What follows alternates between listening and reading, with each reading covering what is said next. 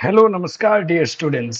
उम्मीद करते हैं कि आप सभी को सारी पोएम्स बहुत ही अच्छे तरीके से समझ में आ रही होंगी। और आज हम लोग पढ़ने जा रहे हैं बहुत ही इंपॉर्टेंट पोएम। बहुत ही इंपॉर्टेंट, थोड़ी सी लंबी पोएम है, लेकिन फिर भी मैं कम समय में आपको समझाने की पूरी कोशिश करूंगा। और ये पोएम है द गार्डन। और ये पोएम एक और नाम से फेमस है जो आपको मिलता है, thoughts in a garden. Thoughts in a garden के नाम से। ओके डियर स्टूडेंट्स, ठीक है। और इसके जो लेखक है वो है एंड्रयू मार्वेल, बहुत ही प्रसिद्ध लेखक है। और ये जो कविता हम लोग पढ़ेंगे ना, तो ऐसा लगेगा जैसे कि एक रोमांटिक पोएम हम लोग पढ़ रहे हैं, लेकिन ये रोमांस जो है नेचर से होने वाला है, प्रकृति से होने वाला है। इस कविता में कवि जो है ना, गार्डन की गार्डन को लेकर के सारी बातें करते हैं कि गार्डन किस प्रकार से लोगों के जीवन में शांतिमय वातावरण को बना देता है। वहां जाने से क्या क्या चीजें मिल पाती हैं जो इस संसार में जो लोग व्यस्त लोग हैं, जिनको फुर्सत के पल नहीं है, उनसे कितना बेहतरीन ये जगह होता है। किस प्रकार इस गार्डन के जितने भी फूल हैं, पत्तियां हैं, पेड़ हैं, वो कितने इंपॉर्टेंट है, कितने खूबसूरत है, उन सभी बातों पे बात करते हैं एंड्रू मार्वेल। तो डियर स्टूडेंट्स, आइए शुरू करते हैं अपने कविता की पहली स्टैंजा को। ठीक है। और एक रिक्वेस्ट सभी से है, जो लोग भी जिस वक्त भी अगर इस वीडियो को देख रहे होंगे, सुन रहे होंगे, तो बड़ी कोशिश की जाती है अच्छा बनाने का, सारा कंटेंट जुटाने का। तो आप पक्का इस मेहनत को देख के सब्सक्राइब, लाइक, शेयर और कमेंट करना मत भूलिए। आइए शुरू करते हैं स्टैंजा नंबर फर्स्ट। इसमें कवि जो है मजाकिए तौर पे बात करते हैं कि how vainly men themselves a match to win the palm and oak or beech, and their incessant labor see, crowned from some single herb or tree, whose short and narrow words said, Dutch prudently their toils abroad, while all flowers and all trees do close to weave the garlands of repose। चलिए सुनते हैं चीजों को। सबसे पहले कभी कहते हैं हाउ वेनली। देखो, वेन शब्द का मतलब होता है बेकार। सुना होगा ना, labour never goes in vain. तो वेन शब्द का मतलब होता है बेकार, और इस बेकार शब्द से ही बना है वेनली। हाउ वेनली, कैसे बेकार में लोग स्वयं अमेज, अमेज मतलब आश्चर्यचकित कर देना, चकित कर देते हैं। कैसे? टू विन, जीतने के लिए। किसको? पाम के ट्री को, ओक के ट्री को और बेज के ट्री को। यानी कि प्राचीन समय में ना, लोग जो है, एक प्रथा चलती थी डियर स्टूडेंट्स, यहाँ समझ लेना, कि जो पाम के ट्री होते थे, इनके छालों से राजा के लिए जो है ना मुकुट तैयार किया जाता था। और जो ओक का ट्री होता था, इनसे जो भी पॉलिटिशियंस लोग होते थे उनके लिए। और जो बेज का ट्रीज होता था, इनसे पोएट्स के लिए या फिर राइटर्स के लिए क्राउन बनाया जाता था। तो यहाँ मतलब है रिवार्ड से। तो कह रहे हैं कि लोग कितने चकित कर देते हैं अपने व्यर्थ के प्रयास से, कि पाम, ओक और बेज के ट्रीज से क्या करने के लिए? There अनसिसेंट labour. अनसिसेंट का मतलब होता है लगातार, लेबर मतलब मेहनत करते हैं। क्या पाने के लिए? क्राउंड पाने के लिए, उस मुकुट को पाने के लिए, उस इस मुकुट को पाने के लिए। फ्रॉम सम सिंगल हर्ब और ट्री, कहां से? उस पेड़ से, या फिर उसके हर्ब से, उसके छाल से, उसके लतियों से। मतलब समझ रहे हैं ना, प्राचीन काल में लोग होते थे जो इनसे मुकुट बनाते थे और उनको पहनाया जाता था। मतलब कितने बेकार के लोग हैं जो इन पेड़ों से ये मुकुट बनाने के लिए, यानी कि रिवार्ड लेने के लिए, इतना बेवकूफी भरा लगातार काम कर रहे हैं। हालांकि whose short and narrow word says, हालांकि हुज उस मुकुट का जो शेड है, जो क्या है बाबू, जो सेज्ड है, जो वर्ड यानी कि किनारा है, यानी कि ये जो बात, ये जो मुकुट बना है, इसके जो ये किनारे किनारे की बात हो रही है, इसकी जो छाया है, इसकी क्या है, छाया जो है, वो काफी नैरो है, काफी पतली है। यानी कि नॉर्मली अगर हम कोई कैप पहनते हैं तो उससे अपना सर के चारों तरफ क्या मिल जाता है? छाया मिल जाता है। लेकिन ये जिस मुकुट की तलाश में है, उससे तो कोई फायदा हो ही नहीं रहा है ना भाई। फिर भी लोग तलाश में है तो है। आगे देखिए, कभी कहते हैं कि डज, क्या कवि कहते हैं? Does prudently their toils upbraid. अब यह देखो, टोइल शब्द का मतलब होता है कठिन परिश्रम करना, अब्रेड मतलब निर्दा करना, समझ रहे? प्रूडेंटली मतलब समझदारी से। किस प्रकार कवि जो है ना, उनके ये जो मेहनत भरा काम है उसको कितनी समझदारी से वो क्या करते हैं, तो निंदा करते हैं कि ऐसा नहीं होना चाहिए। और फिर कभी यहाँ कह रहे हैं, यहाँ पे कुछ समस्या उत्पन्न हो रही है डियर स्टूडेंट, तो don't worry, I will solve this very soon. Okay, so ये सारी बातें हैं, बड़े ध्यान से समझिएगा, किसी को परेशान होने की जरूरत नहीं है। दिस इज टेक्नोलॉजी, और टेक्नोलॉजी कभी कभार धोखा दे देती है ना प्यारे बच्चों? खैर कोई बात नहीं। देखो, मैं हमेशा कोशिश करता हूँ ना कि मैं जो कुछ भी पढ़ाऊँ बिल्कुल क्लास वाले माहौल के साथ में पढ़ाऊँ, है ना? ऐसा नहीं कि बहुत सारे लोग आपको यूट्यूब पे मिलेंगे, फटाफट 10 मिनट में चीजों को पढ़ा के खत्म कर देते हैं, वैसा मैं कभी नहीं पढ़ाता, ठीक है? तो यहाँ पे कवि ने क्या कहा कि कितने वो लोग बेवकूफ है ना, जो व्यर्थ का मेहनत करते हैं इन पेड़ों से, उनके छालों से, उनके हर्ब से क्राउन बनाने के लिए, जबकि उनसे उनको छाया मात्र भी नहीं मिल पाता है। और उनके इस प्रूडेंटली, उनकी समझदारी भरे कार्य को कभी क्या करते हैं? अपग्रेड करते हैं, निंदा करते हैं। और कभी कहते हैं वाइल ऑल फ्लावर्स, जितने भी फ्लावर्स हैं और जितने भी ट्रीज हैं, अगर वो सब करीब आ जाए ना, तो वेव होगा, एक बुन देंगे garland of repose. Garland of क्या? रिपोज। यानी कि कहने का मतलब ये है, कभी कहते हैं कि अगर अगर ये सभी के सभी जो फ्लावर्स हैं, जो क्या है, ये जो भी सभी के सभी जो फ्लावर्स हैं, ये बड़े बड़े जो ट्री हैं, अगर ये आपस में मिल जाते हैं तो कितना अद्भुत, कितना खूबसूरत, कितना रिबोज, यही लोग मिल करके एक गार्लैंड बना लेगा, एक माला बना लेगा। मतलब समझ रहे हो ना? यानी कि पेड़ पौधे फूल अगर ये सभी इकट्ठे हो जाएंगे तो एक सुंदर सा माला बन जाएगा। और ये माला जो होगा, इन लोगों की माला से, इन लोगों की मुकुट से कई खूबसूरत होगी जब प्रकृति का अपना माला बनाएगी, ठीक है ना? यहाँ नीचे इसका कंप्लीट एक्सप्लेनेशन यहाँ पे दिया गया, आप पढ़ सकते हो, कोई दिक्कत नहीं। In the first sentence the poet talks about how men try to earn recognition or rewards for whatever they do. Margaret calls it vain attempt. The word vain can mean either pride or vestige, and the Marvel uses it aptly in the first line, highlight how our actions are driven by rewards we wish to get. Trees like the palm, oak, and bay are not the of states.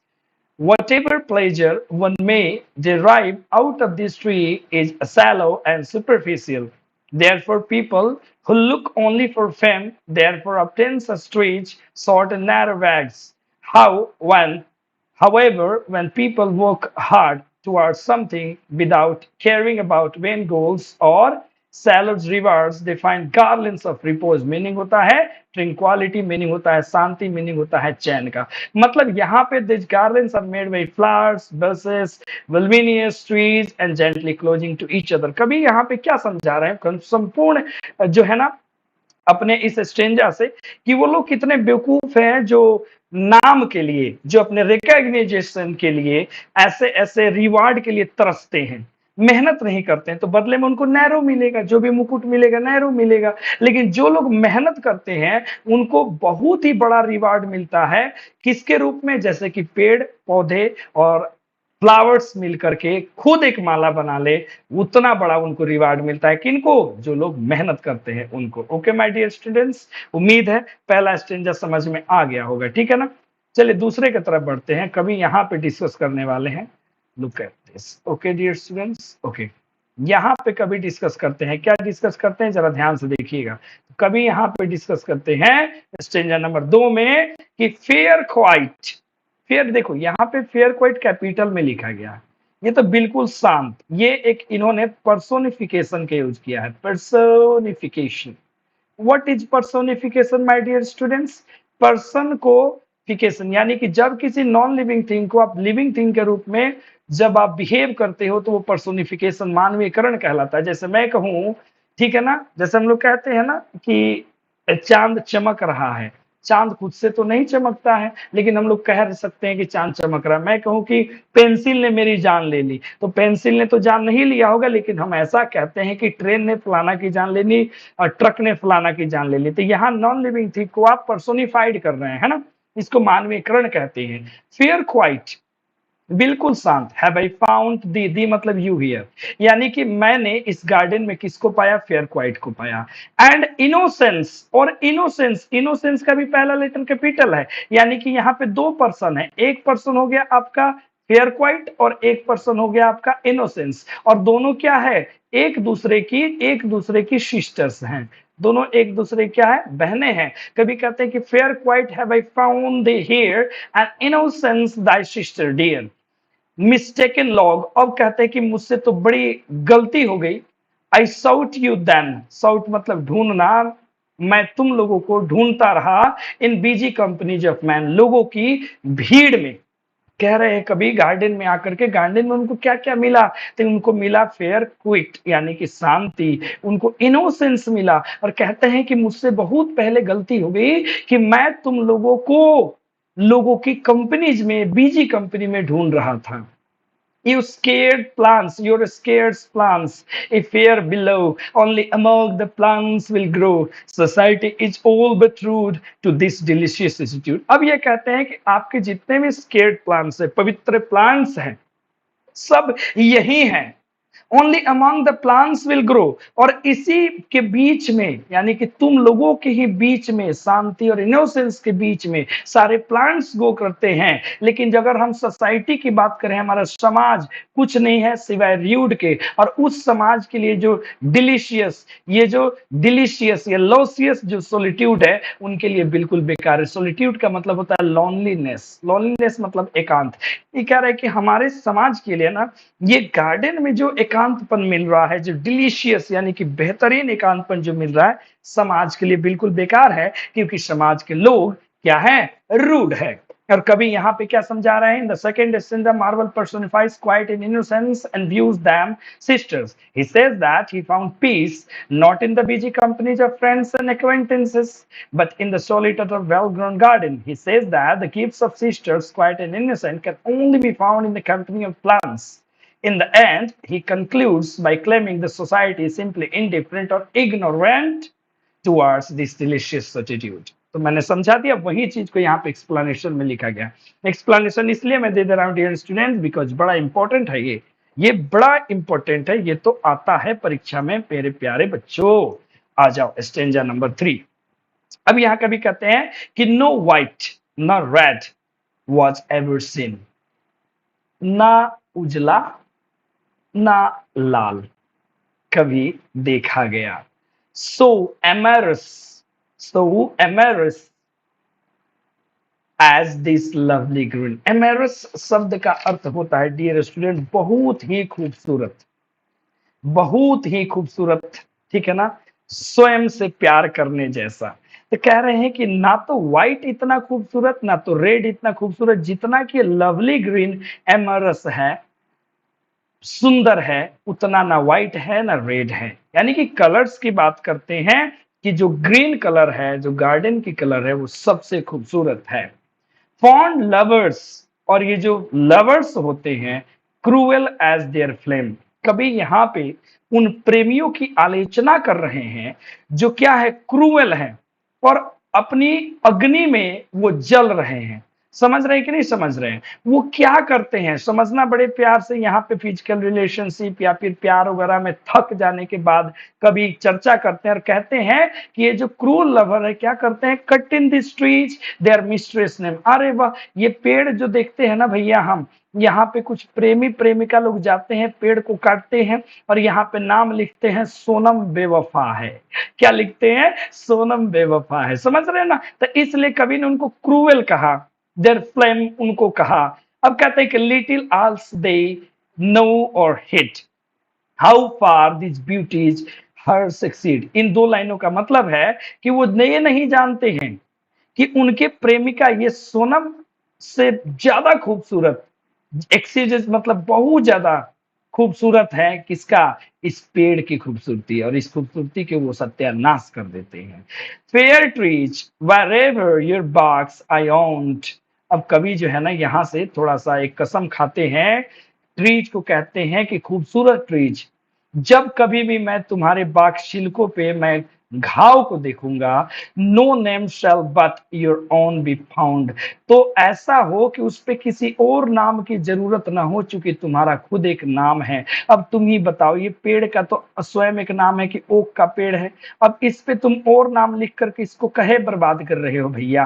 तो यहाँ उन lovers के बारे में कवि ने कहा, and rest explanation is here my dear students.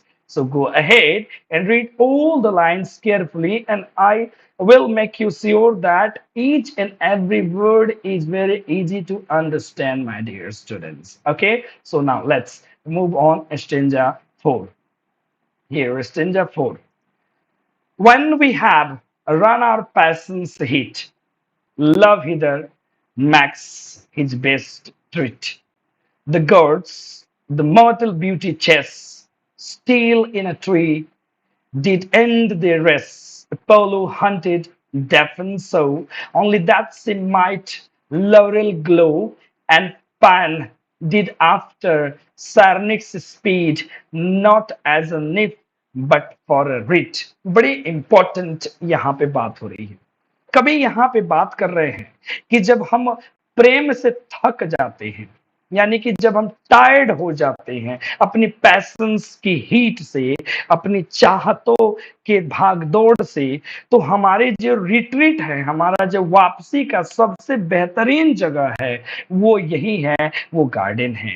कभी कह रहे कि when we have run our passions heat, जब हम लोग चाहतों की गर्मी से रन कर जाते हैं, पीछे हटते हैं, love hither max his best wrist, यहीं पे इधर मतलब यहीं पे सबसे बेस्ट रिटायरमेंट होता है गार्डन में। गार्डन में जाओ, एकांत में बैठो। अब उदाहरण देते हैं कि ईश्वर भी अपनी मॉर्टल ब्यूटी को चेस करते करते, मॉर्टल मतलब ऊपर वाले ईश्वर को जब धरती पर किसी महिला से प्रेम हो गया था, तो वो भी यहीं पर आए थे। Still in a tree did end their race, और इन्हीं पेड़ों के बीच में उनकी रेस कंप्लीट हुई थी। जैसे कहते हैं कि अपोलो जो देवता थे, उन्होंने किसका पीछा किया था? डेफिन का। अपोलो जो देवता थे, उन्होंने किसका पीछा किया था? डेफिन का। उससे प्रेम करते थे, और इसलिए डेफिन यहाँ पे क्या परिवर्तित हो गई? लॉरेल बन गई। क्या बन गई? लॉरेल प्ले बन गई, लॉरेल। उसी प्रकार पैन नाम का देवता जब सार्निक्स का पीछा कर रहा था, तो किस में परिवर्तित हो गया? निफ में। यानी कि यहाँ पे ये दोनों आकर के मिल जाते हैं, और रीड का मतलब होता है बांसुरी, यानी कि निफ में परिवर्तित हो गया, जिससे बांसुरी बनता है। मतलब सर ये गार्डन इतना इंपॉर्टेंट है कि यहाँ पे गॉड्स लोग आकर भी रिट्रीट हो गए, आकर के रह गए। यानी कि जो पेड़ पौधे जो है, ये पेड़ पौधे जो है, वो सब के सब कहीं ना कहीं प्रतीक है इस बात के कि देवी देवताओं का मिलन यहाँ ही हुआ है। यहाँ नीफ शब्द का मतलब होता है बेटा अप्सरा या युति। ओके डियर स्टूडेंट्स, आगे बढ़ते हैं। Stanza number 5। What wonders life in this I lead, ripe apples drop about my head, the luscious clusters of the vine upon my mouth do crush their wine, the nectarine and curious peach into my hands themselves to reach, stumbling on melons as I pass, and served with flowers I follow and grasp. My dear students, देखो कभी भी कविता को शब्दों से नहीं भावनाओं से आंकते हैं, है ना। आगे देखते कहते हैं what wondrous life in this I lead, कितना अद्भुत जीवन है मेरा जो मैं इस गार्डन में व्यतीत कर रहा हूं। Ripe apples drop above my head, पक्के पक्के एप्पल्स जो है, राइप पक्के पक्के एप्पल्स मेरे सर पे गिर रहे हैं। लूसियस क्लस्टर्स ऑफ वाइन, और जो लताओं का जो जो जो गुच्छा है वो बड़ा ही डिलीशियस है, बड़ा ही ल्यूशियस है, ठीक है ना, स्वादिष्ट है। अपॉन माई माउथ, और वो सभी कहाँ आ रहे हैं? मेरे मुख के ऊपर। क्रश देयर वाइन, और उससे क्या निकल रहा है? तो मानो शराब जैसी बूंद मेरे मुंह पे गिर रही है। यानी कि कभी यहाँ पे कहते हैं कि हम जब गार्डन में है ना, कहाँ है? गार्डन में है, तो ऊपर से सेब टपक रहे हैं, और हमारे मुंह में जो है मानो अंगूर का रस जो है ना, वो शराब की तरह पढ़ रहा है। The nectarine and curious peach, peach भी फल का नाम है। नेक्टराइन का मतलब होता है अमृत जैसे। into my hands themselves to reach, और मेरे आसपास में इधर भी फल है, इधर भी फल है, इधर भी फल है, इधर भी फल है। हम जिधर चाहे उधर आसानी से हाथ फैला के तोड़ सकते हैं। और इतना ज्यादा मेलन्स, वाटरमेलन है कि हम उसमें लड़खड़ा रहे हैं, स्टम्बलिंग कर रहे हैं जब उससे हम होके गुजरे। कभी जब यहाँ चलता है तो बीच बीच में वाटरमेलन से गिर जा रहा है, ठीक है ना। इसलिए कभी कहते हैं कि answered with flowers I follow on grass, और मैं घिरा हुआ हूँ फ्लावर से और गिरा हुआ हूँ ग्रास पे। वाह, मतलब इमेजिन करो, कभी ऐसे लेटा हुआ है, कभी ऐसे क्या है, लेटा हुआ है, समझ रहे। और चारों तरफ सुंदर सुंदर ग्रास हैं, ऊपर से सेब गिर रहे हैं, मुंह में इनके क्या पड़ रहा है, तो अंगूर के रस पड़ रहे हैं। जब ये उठ के चल रहे हैं, आहा, तो मेलन से टकरा के ग्रास पे गिर रहे हैं, एकदम स्वर्ग जैसा फील हो रहा होगा इनको। आप इमेजिन करो कितना खूबसूरत रचना ये लिख रहे हैं, है ना। आइए स्टेंजा नंबर 6 में इसी के साथ हम आगे बढ़ते हैं। डियर स्टूडेंट्स, कभी यहाँ कहते हैं मीन वाइल द माइंड, इसी बीच में मन, फ्रॉम प्लीजर लेस, थोड़ा बहुत आनंद से कम, विड्रॉज इनटू इट्स हैप्पीनेस, कहाँ चला जाता है, हैप्पीनेस में। यानी कि यहाँ फिजिकल तो हम लोग को शांति मिलती ही मिलती है, मेंटल पीस भी मिल रहा है। The mind that ocean where its kind, ऐसा लगता है कि जैसे मन एक मानो समुद्र जैसा हो। Does straight its own resemblance find, कि मानो यहाँ इसको एक रिजेम्बलेंस मिल गया हो, समानता मिल गया हो। At it creates transcending this, transcending मतलब का मतलब होता है आगे जाना, आगे बढ़ना, फार अदर वर्ल्ड्स और अदर सीज। ऐसा लगता है मन इतना शांत है कि यहां से किसी और दुनिया में, कहीं और समुद्र के पास मन चला जा रहा है। एंड हिल्टिंग ऑल दैट्समैन, एंड हिल्टेटिंग मतलब होता है जड़ से समाप्त कर रहा है सभी चीजों को, to a garden thought in a green this, यानी कि जितने भी थॉट्स बेकार के थॉट्स हैं, सभी थॉट्स इन ग्रीन थॉट्स में आकर के समाप्त हो जा रहे हैं। और मन इतना शांत हो जा रहा है कि मानो किसी समुद्र के परे चल गया हो, किसी दूसरी दुनिया में जाके बस गया हो। आगे कभी कहते हैं स्टेंजा नंबर 7 में क्या कहते हैं, here at the fountain sliding foot. अब कभी यहाँ कल्पना करते हैं प्यारे बच्चों, क्या कल्पना करते हैं डियर स्टूडेंट्स, तो कभी कल्पना करते हैं कि उस गार्डन में एक फाउंटेन है। फाउंटेन समझ रहे हो ना, ये जो फुहारा है, ये जो फुहारा है, ये फुहारा है, ठीक है ना, फाउंटेन है यहाँ पे। कभी कहते हैं स्लाइडिंग फुट, और यहाँ पर जो जमीन है वो स्लाइडिंग है। और एट सम फ्रूट ट्रीज मौसी रूट, मौसी मतलब होता है काई लगा हुआ, कुछ ऐसे भी पेड़ हैं सर जिनके ऊपर क्या हुए हैं, काई लगे हुए हैं। Casting the body's vest aside my soul into the boughs goes glide, यानी कि मेरे बॉडी को समझना बड़े ध्यान से, मेरी बॉडी को कैसा फील हो रहा है कि मेरी आत्मा जो है मानो कहीं बॉस कर रही है। बॉ का मतलब होता है, ठीक है ना, मानो किसी टहली पे चली गई हो, टहली मतलब किसी पेड़ की ब्रांच पे चली गई हो, या फिर मानो तो ग्लाइड कर रही है, गोते लगा रही है, उड़ रही है आत्मा, है ना। यानी कि यहाँ कभी को लग रहा है कि जैसे मेरे मानो शरीर से आत्मा निकल के पेड़ की किसी टहनी पे चली गई है, या फिर गोते लगा रही है, ग्लाइड कर रही है। They are like a bird it sits and sing, जैसे कि पेड़ के ऊपर में कोई पक्षी जो है ना बैठ करके गीत गाती है, वैसे भी मेरा मन मानो उस पे चला गया है। Then wet and combs its silver wings, जिस प्रकार जो कोई पक्षी जो है whets and combs in silver wings, अपने चांदी, ठीक है ना, रूपी विंग्स को फैलाती है। And prepared for longer flight, और कोशिश करती है कि वो उड़े। जैसे मान लीजिए कि ये पक्षी का क्या हो गया, पक्षी का मान लीजिए ये पंख हो गया, तो जैसे पक्षी अपने इस चमचमाते पंखों को तैयार करती है ऊपर में उड़ने के लिए, waves in its plumes various light, ठीक है ना। प्लम शब्द का मतलब होता है पंख, समझ रहे हैं, वेप्स का मतलब उड़ना, और लाइट का मतलब प्रकाश में। तो जिस प्रकार पक्षी जो है अपने पंखों को ऐसे फैलाती है और उड़ने का कोशिश करती है लंबी उड़ान भरे चमचमाते हुए पंखों से, ठीक उसी प्रकार कवि का मन भी जो है ना ऐसा ही फील करता है जैसे कि ये पक्षी फील कर रही है। ठीक है, उम्मीद है यहां तक समझ में आ गया होगा। आगे कभी कहते हैं कि such was that happy garden state, तो ऐसा है ऐसा ऐसा ऐसा ऐसा, बड़े ध्यान से समझिएगा। सच was that happy garden state, ऐसा रहा होगा एक खूबसूरत सा गार्डन। वाइल मैन, जब इंसान, देयर वॉक्ड विदाउट मेट, जब इंसान अपने किसी मेट के बिना, यानी कि अपने किसी दोस्त के बिना जब चलते होंगे, after a place so pure and sweet, ठीक है, after a place so pure and sweet, what other help could it be met but beyond a mortal share to wander solitary there to paradise were in one to live in paradise alone। यहाँ पे जो English mythology में बात होती है Adam का और you का, वहां पे उनकी बात हो रही है। तो कभी कहते हैं कि वो इंसान कभी यहाँ पे क्या था, बिना मैट का था। तो क्या था वो प्लेस, बिल्कुल प्योर था और स्वीट था, जब तक कि वहां उसको कोई अपना मैट ना मिल जाता हो, ठीक है ना।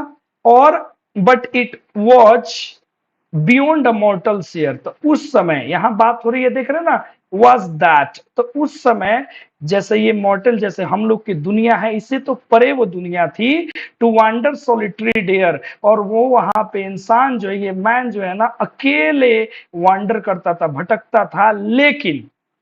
लेकिन उनको यहाँ पे ईव को बनाने की कोई जरूरत नहीं थी भगवान को। एडम अकेले ही गार्डन में मस्त था, कोई इंसान अकेले ही गार्डन में मस्त है, उसको किसी दोस्त की, किसी हमसफर की जरूरत नहीं है। क्योंकि अगर ऐसा ना हो, उनको दो पैराडाइज वहां पे मिलता है, दो वहां पे उनको पैराडाइज यानी कि स्वर्ग मिलता है। एक तो एकांत है और दूसरा ये गार्डन है, इसी की बात कर रहे हैं कवि, ठीक है ना। आगे बढ़ते हैं और लास्ट स्टेंजा देखते हैं डियर स्टूडेंट्स। यहाँ पे कवि कहते हैं कि how well the skilful gardener, कभी यहाँ पे चर्चा करते हैं उस गार्डनर का जो कितना स्किलफुल है, जो कितना गुणी है, जिसने ड्रीव किया है, जिसने रचना किया है। Flowers and herbs this dial new, कैसे, जैसे कि एक घड़ी का डायल होता है, ऐसे होता है ना, इसमें टाइम बजते हैं भैया, घड़ी का ये जो डायल होता है, ठीक उसी प्रकार से उसने भी इसकी रचना की है। Where from above the milder sun, milder sun समझिएगा, माइल्डर सन के जैसे, जैसे डस थ्रू अ फ्रेग्रेंट जोडिक, जोडिक मतलब होता है नक्षत्र, कैसे सूर्य के चारों तरफ सारे नक्षत्र ग्रह घूमते रहते हैं, वैसे ही किसी गार्डनर ने इस गार्डन की रचना की है। And as it works industrious bee, और यहाँ बी मतलब मधुमक्खी, इंडस्ट्रियल मतलब मेहनती, और यहाँ पे कौन काम करती है, तो मेहनती मधुमक्खियां भी काम करती है।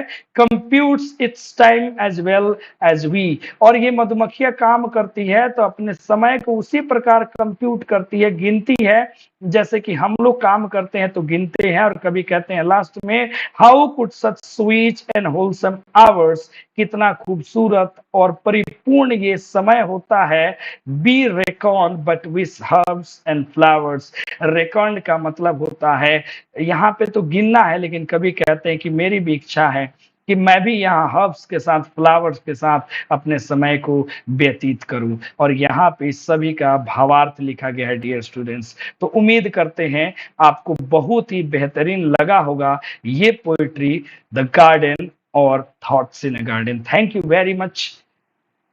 इस कविता